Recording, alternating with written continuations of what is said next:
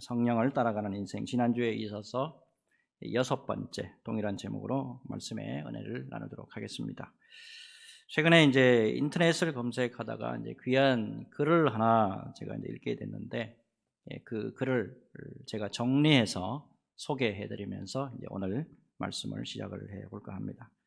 사람이 머물다가 떠난 자리는 어떤 흔적이든지, 사람이 머물다가 떠난 자리는 어떤 흔적이든지 흔적이 남기 마련이에요.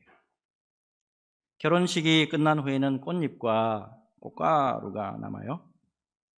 군인들이 야영하다가 떠난 자리에는 텐트 친 자리와 트럭에 흔적이 남게 되고, 야영객이 놀다 떠난 산계곡에는 쓰레기와 음식물 찌꺼기가 남아요. 사람이 이 땅에 머물다가 떠나면 크게 두 가지로 흔적이 남습니다. 첫째는 사람이 세상에 살면서 행한 행실, 내가 이 땅에 살면서 행한 행실, 이게 흔적으로 남아요. 어떤 이는 악하고 추한 행실의 흔적을 남기고, 또 다른 이는 무엇보다도 자랑스럽고 고귀한 흔적을 남기죠. 구한말의 매국노 이완용 같은 경우 어떻습니까? 지금까지 참 비참하고 추한 이름으로 남아있지만, 조국을 위해서 자신의 한 몸을 초계같이 불살랐던 안중근 의사는 울면서 달라붙는 아들에게 이런 말을 했다 그러죠. 아들아, 너는 나만의 아들이 아니다. 또한 나는 너만의 아비가 아니다 라는 말을 남기고 독립을 위해서 떠나갔다고 하는데, 지금까지 찬란하고 자랑스러운 이름으로 남아 있어요. 둘째로 여러분, 사람은 자손을 흔적으로 남깁니다. 또한 무엇보다도 여러분, 시인은 시로서 말을 하고, 음악가는 오선지로 말을 해요. 화가는 그림으로 말하듯이 자신의 흔적을 남깁니다. 많이 들어보셨겠습니다만은 아브라함의 같은 경우는 어떻습니까? 자기가 머물렀던 자리, 그 자리에는 반드시 천막 친 자리와 제단 쌓은 자리가 남아 있었다. 여러분, 우리도 언젠가는 이 세상을 떠나가게 됩니다. 우리도 언젠가는 마냥 이 세상에 이처럼 살아간 것이 아니고 언젠가는 이 세상을 떠날 텐데, 어떤 흔적이 우리 뒤에 남아 있을까요? 아브라함 링컨 대통령은 평소 한 가지 소원이 있었다고 해요. 이 마지막 날 그를 땅에 묻고 돌아가는 사람들에게서 이런 말을 듣고 싶었답니다. 아브라함 링컨, 그는 잡초를 뽑고 꽃을 심다 떠난 사람이다. 그는 잡초를 뽑고 꽃을 심다 떠난 사람이다. 몇 번이나 제가 이게 반복해서 이 글을 읽었는데 참 많은 것을 생각하는 글이다 싶더라고요.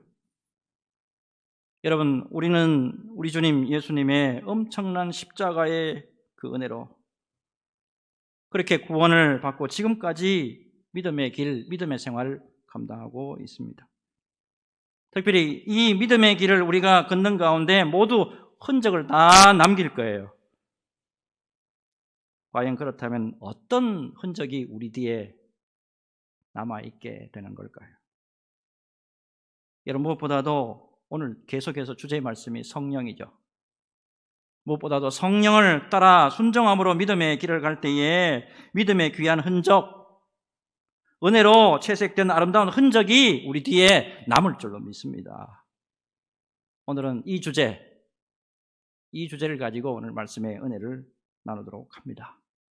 무엇보다도 성령께서 우리 심령 가운데 함께 하셔서 믿음의 은혜가 충만한, 말씀의 은혜가 충만한 이 시간 되시기를 주 예수님의 이름으로 축복합니다. 자, 지난 주일까지 이 사도 바울의 2차 전도 여행 가운데 이제 이 고린도가 여기쯤 있죠. 여기. 이 고린도 사역에서의 이제 모습을 우리가 살펴봤는데, 자, 조금 있다가 그 고린도 바로 밑에 보면 요 갱그레아라는 곳을 제가 설명을 드릴 거예요. 갱그레아가 요쯤에 위치하고 있구나. 항구 도시입니다. 항구예요.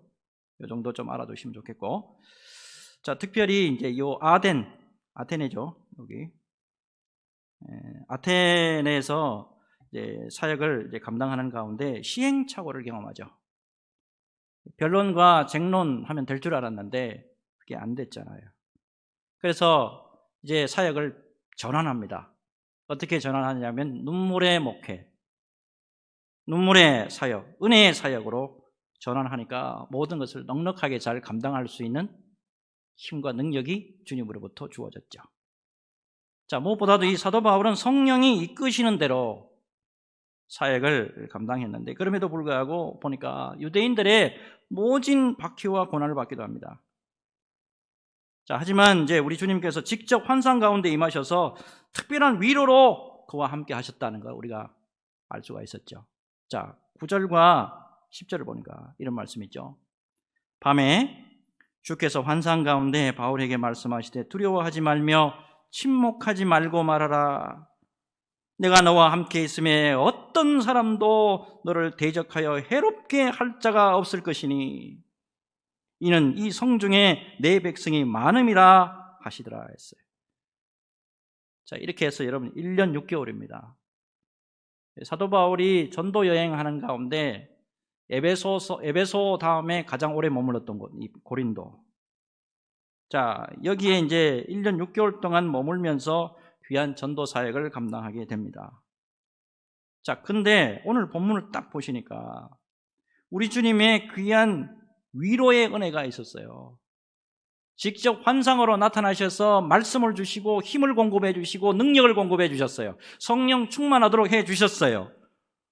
그런데 그 다음에 보니까 사도 바울에게 위기의 순간이 닥쳐왔다라는 걸 알 수가 있습니다. 자, 12절하고 13절 보세요. 갈리오가 아가야 총독되었을 때에 유대인이 일제히 일어나 바울을 대적하여 법정으로 데리고 가서 말하되 이 사람이 율법을 어기면서 하나님을 경외하라고 사람들을 권한다 하거늘. 자, 지금 이 시점 사도 바울이 2차 전도 여행의 마지막 사역지죠. 이 고린도 지역에서 거의 사역을 지금 마무리하는 단계입니다. 그런데 이때 고린도가 소속되어 있는 아가야 지방, 자, 고린도하고 아테네 여기를 통틀어서 아가야 지방이라고 그랬죠. 이 아가야 지방의 총독이 바뀝니다. 자, 이 틈을 타서 간악한 유대인들이 사도 바울을 고소합니다. 아무래도 처음 임지로 부임하는 총독이 그 지방 사람의 환심을 사기 위해서 자기들의 뭔가를 뜻을 드러내면 그 뜻을 잘 들어줄 거야 라고 하는 기대 때문에 그랬던 것 같아요. 특별히 여기서 우리가 한 가지 간파해야 될 사실이 있는데, 유대인들은요 종교적 문제가 발생하잖아요. 자기들 자체 내에서 종교적인 문제가 발생하게 되면 자체적으로 그 문제를 해결할 수가 있었습니다. 그런 힘도 있었어요. 또 법도 있었어요. 자, 그런데 지금 보니까 사도 바울을 예수 그리스도를 증거한다는 명목으로 갈리오 총독에게 고소를 했죠. 자, 특별히 앞에서 이미 말씀을 드렸습니다만은 종교 문제가 생겼을 때는 사도 바울 유대인들이 얼마든지 자체적으로 힘을 가지고 문제를 해결할 수 있었는데, 그러나 한 가지 못한 게 있어요. 사람을 죽이기까지는 못했단 말이에요. 자, 결국에 사도 바울을 예수 그리스도로 증거한다는 명목으로 갈리오 총독에게 고소를 했는데, 이건 무슨 의미냐면 로마의 힘을 빌려가지고 사도 바울을 죽이기로 작정한 거예요. 자, 근데 갈리오 총독이 사도 바울에게 특별하게 지금 보니까 민사나 형사상에 불량한 뭔가 이렇게 범죄 사실이 있느냐? 없거든요. 이거를 확인하고는 유대인 너희들의 종교법인이만큼 너희들 유대인 스스로 너희들 그냥 해결하라고. 그러고 난 다음에 법정에서 쫓아내버려요. 자, 그게 이제 15절과 16절 말씀이에요. 자, 보니까 만일 문제가 언어와 명칭과 너희의 법에 관한 것이면 너희가 스스로 처리하라. 나는 이러한 일에 재판장 되기를 원하지 아니하노라 하고 그들을 법정에서 쫓아내니 그랬습니다. 이 당시에 보니까요, 아가야 지방에 상당한 인구의 유대인들이 살았다. 전체 아가야 지방 인구의 5분의 2가 유대인이었어요. 그러면 당연히 이 사람들의 입김이 상당히 강했을 거예요. 자, 하지만 그들의 여론에 흔들리지 않고 종교에 관해서는 나라가 간섭하지 않는다. 자, 이러한 법의 원칙을 지키면서 유대인들의 고소를 기각해버려요. 자, 우리가 잘 아는 것처럼 예수님 당시에 유대인들의 고소 앞에 힘없이 무너졌던 본디오 빌라도, 이 본디오 빌라도와는 상당히 비교가 되는 모습이에요. 자, 이렇게 해서 유대인들의 사악한 계획이 완전히 그냥 수포로 돌아가는 것을 볼 수가 있어요. 자, 이렇게 이제 사건이 진행되는 것을 보고 어느 목사님이 같은 경우는 이런 일이 벌어지게 된 것은 하나님의 간섭 외에는 설명할 길이 없다. 이런 일이 있게 된 것은 하나님의 은혜와 하나님의 능력 외에는 설명할 길이 따로 없다라고 해석을 하시던데 저도 동의가 되더라고요. 갈리오, 전형적인 로마 정치인이에요. 자기에게 유리하게 모든 것을 유리하게 해석할 수밖에 없어요. 특별히 사도 바울, 자기 몰라요. 당시에 수많은 유대인들이 살고 있는 아가야 지방을 잘 통치하려고 하면 그들의 들끓는 그런 여론을 간과하기가 쉽지 않았을 거예요. 자, 그럼에도 불구하고 원칙을 지키는 모습을 볼 수 있는데 이것 때문에 죽음의 위기에 있었던 사도 바울이 건짐을 당해요. 자, 이어서 한 가지 사건 우리가 더 직시할 필요가 있는데 17절 한번 보세요. 자, 오늘 성경을 여러분 잘 보셔야 됩니다. 그냥 바로바로 막 뛰어넘어가기 때문에 설명이 필요해요. 자, 17절. 모든 사람이 회당장 소스데네를 잡아 법정 앞에서 때리되 갈리오가 이 일을 상관하지 아니하니라 했습니다. 특이한 일이 벌어지죠. 사도 바울을 죽이려는 사악한 계획이 딱 무너지니까 유대인들이 회당장 소스데네를 잡아서 법정에서 때립니다. 뭔가 분풀이 하는 것 같죠. 여러분, 그렇다면 왜 회당장 소스데네에게 유대인들이 분풀이 하는 걸까요? 아무래도 여러분, 사도 바울을 죽이려는 계획이 수포로 딱 돌아가니까 유대인들의 입장을 갈리오에게 제대로 전달하지 못한 책임을 소스데네에게 다 뒤집어 씌운 거예요. 희생양을 찾았는데 하필 억울하게 소스데네가 다 뒤집어 쓰고 지금 폭행을 당합니다. 그런데 이제 문제는 이렇게 소스데네가 유대인들에게 폭행을 당하고 난 다음에 추측상 유대인들에게서 떠나게 된 것 같습니다. 회당장이에요. 유대인들을 위한 회당장인데도 불구하고 유대인들과 결별을 하게 된 것 같습니다. 그 후에 놀랍게도 이 소스데네가 사도 바울의 동역자가 되었다는 사실입니다. 추측이 아닙니다. 그 사실이 그러면 어디에 나올까요? 성경에 나옵니다. 고린도전서 1장 1절이죠. 고린도전서 1장 1절. 자, 사도 바울이 고린도 교회에 보낸 편지에 딱 보니까 하나님의 뜻을 따라 그리스도 예수의 사도로 부르심을 받은 바울과 형제 소스데네는,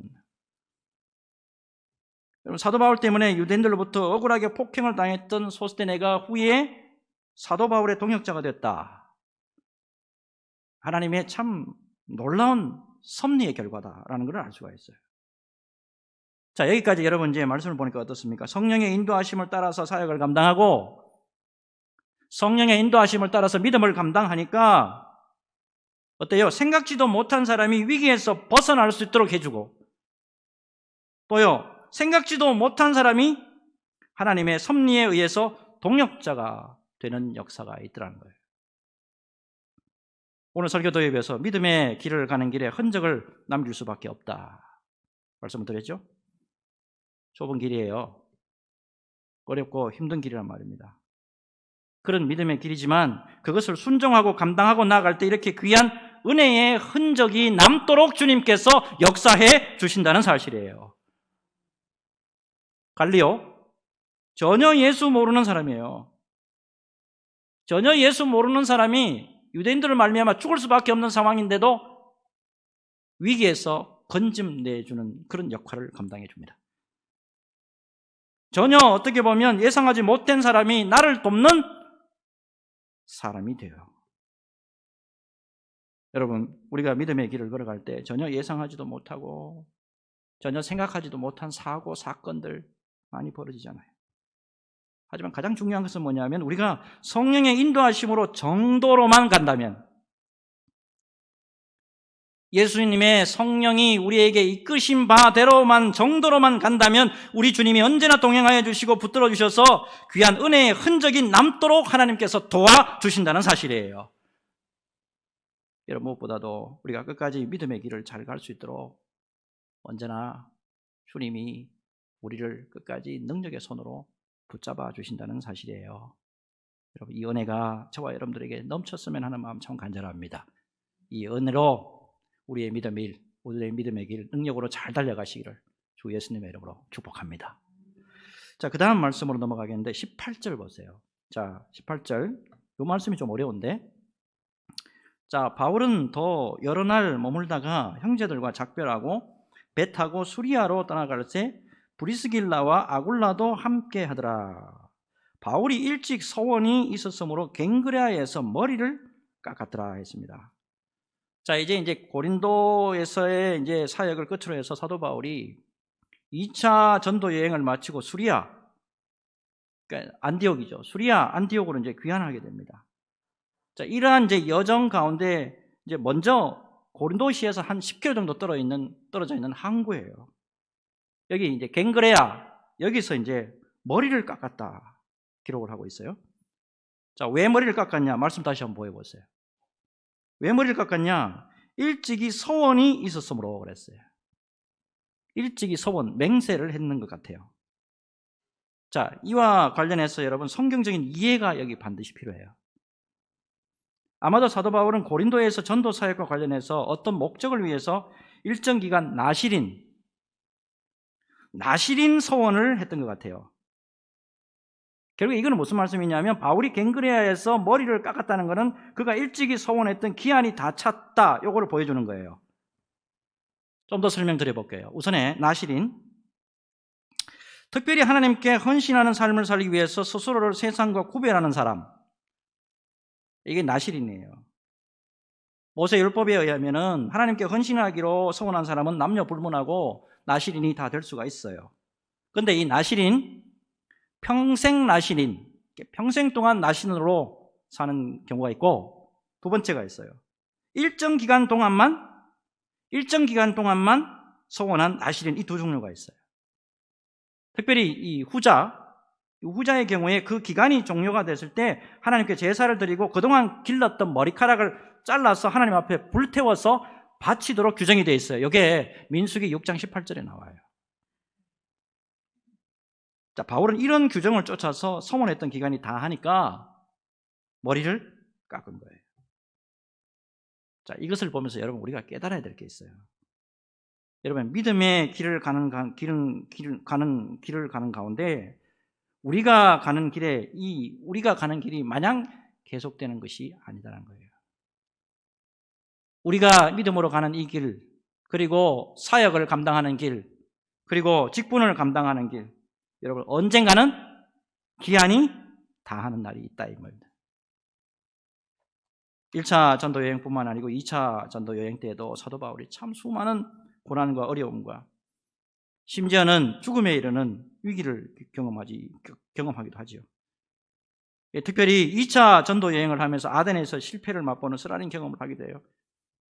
자, 그렇기 때문에 사도 바울이 이렇게 소원한 것 같아요. 하나님, 이 고린도에서만큼은, 하나님 지금 여기에서만큼은, 하나님 2021년도만큼은, 하나님 내가 지금 맡고 있는 이 직분에서만큼은 하나님 제가 최선을 다하기를 원합니다. 소원을 했는지 몰라요. 그게 1년이 되든지 그게 2년이 되는지 그 기간은 몰라요. 근데 1년 6개월 만에 고린도 사역을 너무나도 주님의 은혜 속에서 잘 마치고, 그랬기 때문에 너무 감사하는 마음으로 기간이 차서 머리를 깎고 하나님 앞에 머리털을 태워드리면서 영광을 돌려드린 것 같습니다. 여러분, 우리가 이 땅에서 예수를 믿고 믿음 생활을 감당하는 기간, 우리가 예수 믿고 사역을 감당하는 기간, 우리가 예수 믿고 직분을 감당하는 기간, 이거 얼마나 될까요? 여러분, 그 기간이 길 수도 있고 다른 사람에 비해서 짧을 수도 있습니다. 하지만 그 기간이 다 차서 그 기한이 다 해서 반드시 정리해야 할 때가 있다는 거예요. 과연 그때 우리는 어떤 믿음의 고백을 할 수 있을까요? 찬송가 301장이죠. 이 찬송 잘 아시죠? 지금까지 지내온 것 주의 크신 은혜라. 참 은혜로운 찬송이잖아요. 근데 이 찬송가, 우리나라의 찬송가 있는 것 중에 일본인 목사님이 작사하신 유일한 찬송가예요. 사사오 데스사부로라는 목사님이 1897년도에 작사를 했고 우리나라 목사님이 작곡을 했어요. 특별히 2절 말씀이 참 마음에 와닿아요. 2절 가사, 몸도 마음도 연약하나 새 힘받아 살았네. 물 붓듯이 부으시는 주의 은혜 족하다.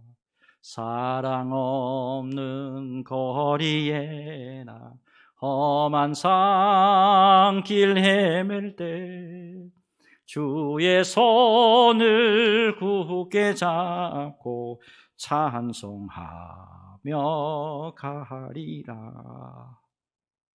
여러분, 저희들이 믿음의 길을 완주하고 주님 앞에 섰을 때요, 저희들이 사역을 다 감당하고 저희들이 직분을 다 감당하고 주님 앞에 섰을 때 뭐만 남느냐면 주님이 주신 은혜의 흔적만 남아요. 우리가 사역을 감당하고 직분을 감당하고 믿음의 길을 가는 거 주님의 은혜로 가는 거예요. 무엇보다도 여러분, 주님이 주시는 이 놀라운 은혜의 흔적으로 끝까지 우리 믿음의 길 잘 완주하는 저와 여러분들이 되어야 될 줄로 믿습니다. 주님의 은혜를 꼭 기억하시고 주님의 아름다운 그 흔적 바라보고 주님 끝까지 잘 달려가기 원하오니 우리에게 성령을 능력으로 함께하여 주옵소서. 기도하면서 끝까지 잘 완주하시기를 주 예수님의 이름으로 축복합니다. 마지막 21절과 22절이에요. 자, 우리 같이 한번 읽어볼까요? 이것도 좀 어렵습니다. 같이 한번 읽어볼게요.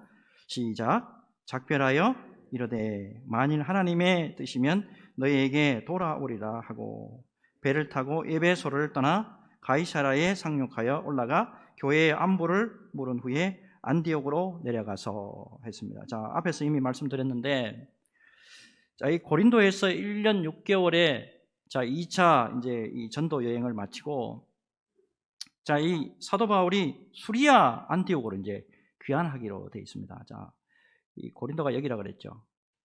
수리아 안디옥은 여기입니다. 수리아 안디옥, 여기 지금의 시리아 지역이에요. 자, 그래서 아까 이제 우리가 말씀을 봤는데 여기서 이 갱그레아 여기를 우리가 살펴봤고요. 자, 이제 19절의 말씀을 보게 되면 이제 이렇게 배를 타고 이렇게 건너서 에베소에 먼저 경유를 하게 됩니다. 자, 이 에베소 여기 보니까 오늘 말씀 보니까 고린도에서 함께 동역을 했던 브리스길라와 아굴라를 여기에 머물게 해요. 그리고 동일하게 여기서도 쉬지 않고 변함없이 사도 바울이 복음을 전가하는 모습을 볼 수가 있어요. 자, 그 다음에 여러분 22절에 이제 말씀을 보면 또 여기서 이렇게 배를 탑니다. 여기가 여러분 지중해예요. 이 바다가. 이 지중해 여기를 건너가지고 여기까지 가이사라까지 와요. 사도 바울의 사역을 보면요, 엄청나요. 그 당시 2000년 전입니다. 2000년 전에 교통이 발달돼도 힘든데 교통도 크게 발달되지 않는 곳에 이렇게 주님 앞에서 충성을 다해서 아름다운 흔적을 남긴단 말이에요. 성경을내는 안 나옵니다만 다시 여기 예루살렘으로 내려간 것 같습니다. 예루살렘 내려가서 다른 사도들과 성도들에게 선교 보고를 하고 난 다음에 다시 여기서 이렇게 해서 수리아 안디옥으로 돌아옴으로 해서 2차 전도 여행을 마무리하게 됩니다. 여러분, 지금까지 말씀이 진행되는 것을 보면 특별한 것을 여러분 발견할 수 있어야 돼요. 복음 전거를 위해서 잠시도 쉬지 않는 사도 바울의 모습이에요. 어쩌면 핑계 댈 수 있단 말이에요. 유대인들이 핍박하는데요, 몸이 아픈데요. 몸에 가시가 있잖아요. 몸이 아픈데요. 지금 상황이 이런데요. 바다가 있는데요. 섬인데요. 다른 나라까지 가야 되는데요. 핑계 없습니다. 그동안 보니까 어때요? 사도 바울이 1차 전도 여행 그리고 2차 전도 여행 모두 은혜로 끝내요. 무엇보다도 여러분, 사도 바울의 헌신으로 수많은 교회들이 남아요. 수많은 교회들이 세워졌어요. 어느 정도 교회 세워졌을까요? 지금까지만 이 정도입니다. 안디옥 교회, 구브로, 더베, 루스트라, 비시디아 안디옥, 이고니온, 빌립보, 데살로니가, 베레아, 고린도 교회. 여러분, 무엇보다도 사도 바울의 전도 여행을 묵상하면서 이런 생각을 해봤어요.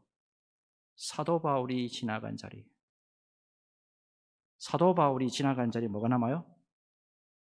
교회가 남아요. 교회가. 그리고 무엇보다도 사도 바울이 지나가는 곳곳마다 영혼 살리는 역사가 있었다고. 사람을 죽이는 게 아니고 사람을 살린다고. 그리고 봐요. 수많은 믿음의 종들을 또 아울러 세웁니다. 제자들을 세우잖아요. 그래서 이 한 사람이 얼마나 하나님 나라를 확장시키는지 놀라운 흔적을 남기잖아요. 사랑하는 여러분들이요, 우리가 지나간 자리에 이런 귀한 흔적들 많이 남기는 저와 여러분들이 되었으면 합니다. 특별히 여러분, 우리가 지나간 자리에 믿음의 귀한 열매, 그리고 우리가 지나간 자리에 믿음의 귀한 동지들, 그리고 우리가 지나간 자리에 믿음으로 행한 귀한 표적들 풍성히 나타났으면 하는 마음 참 간절해요. 여러분, 무엇보다도 우리가 믿음의 길을 걸어보면 언젠가는 여러분 주님 앞에서 최종적으로 결산할 때가 있습니다. 마냥 여러분 이렇게 우리가 가는 게 아니에요. 반드시 우리 주님 앞에서 결산할 때가 있단 말입니다. 그 결산할 때를, 특별히 결산한 날 뒤를 돌아보았을 때 참으로 믿음의 귀한 열매들이 참 많아가지고 정말 가슴 뿌듯하게 주님 앞에 감격하며 영광 돌려드리는 그런 모습이 되었으면 하는 마음 정말 간절합니다. 여러분, 사도 바울이 제자 디모데에게 자신의 믿음의 흔적에 대해서 이렇게 고백했잖아요. 디모데후서 4장 7절과 8절에 나는 선한 싸움을 싸우고 나의 달려갈 길을 마치고 믿음을 지켰으니 이제 후로는 나를 위하여 의의 면류관이 예배되었으므로 곧 의로우신 재판장이 그날에 내게 주실 것이며 내게만 아니라 주의 나타나심을 사모하는 모든 자에게도니라. 이탈리아 로마에 가시면, 특별히 성지순례로 가시게 되면 반드시 가보셔야 될 게 있어요. 그곳에 가셔가지고 자꾸 성 베드로 성당 이것만 보시지 말고 사도 바울에 관련해서 꼭 가보셔야 될 때가 있어요. 저 대학교 다닐 때 갔다 왔어요. 가면 사도 바울이 마지막으로 갇혔던 감옥이에요. 거기는 꼭 가보셔야 되고, 그 다음에 세분수 수도원이라는 데가 있어요. 분수가 3개라고 해서 수도원, 세분수 수도원. 근데 여기에 뭐가 있냐면 사도 바울이 참수당했던 곳으로 알려진 이 돌기둥이 여기 있어요. 자세히 보시면 돌기둥, 제가 동그라미를 좀 그려놨는데 돌기둥이 원래는 동그랬어요. 딴 돌기둥 보면 동그랗게 이렇게 있어요. 여기 보면 나와요. 근데 한쪽이 완전히 막 깨져 있죠. 왜 깨져 있을까요? 여러분, 여기가 사형 집행 장소입니다. 특별히 참수, 목을 자르는 곳이에요. 누구를? 예수 믿는 사람을. 예수 믿는 사람을 여기다가 목을 이렇게 올려놓고 도끼로 내리쳐서 죽였어요. 그 가운데 도끼가 돌을 치는 바람에 이 돌이 이렇게 깨졌다는 거예요. 사도 바울도 최후에 이 돌 위에서 참수당해서 순교하게 됩니다. 이 땅에 예수 그리스도를 증거하는 사람으로서 위대한 흔적을 남기고 주님의 품에 안겼어요. 여러분, 우리 모두가 사도 바울처럼 엄청난 믿음의 흔적 이거 다 남길 수 없을 거예요. 하지만 여러분 이걸 생각하셔야 됩니다. 우리는 예수 그리스도의 십자가로 말미암아 억만의 죄악에서 구원을 받아서 영생을 얻게 되었습니다. 우리 예수님의 은혜가 아니었다면 본질상 진노의 자녀였고 저주의 자녀로서 영원한 지옥의 형벌을 받을 수밖에 없는 자들이 우리였어요. 하나님의 놀랍고도 놀라운 은혜로 우리가 구원을 받았어요. 그렇다고 한다면 우리 주님 예수님 앞에서 그분이 기뻐하시는 흔적, 그분이 원하시고 정말 그분이 정말 사랑하시는 그 흔적, 그것을 남기는 것이 은혜 받은 자로서의 도리요 본분이라 믿습니다. 오늘 말씀 여러분 깊이 새기시고 주님 앞에서 평생 믿음의 길에서 은혜의 흔적, 믿음의 흔적 많이 남김으로써 주님 앞에 영광의 삶을 살아가는 저와 여러분들이 되었으면 합니다. 모쪼록 이 은혜가 저와 여러분 모두에게 평생토록 임하시기를 주 예수님의 이름으로 축복합니다.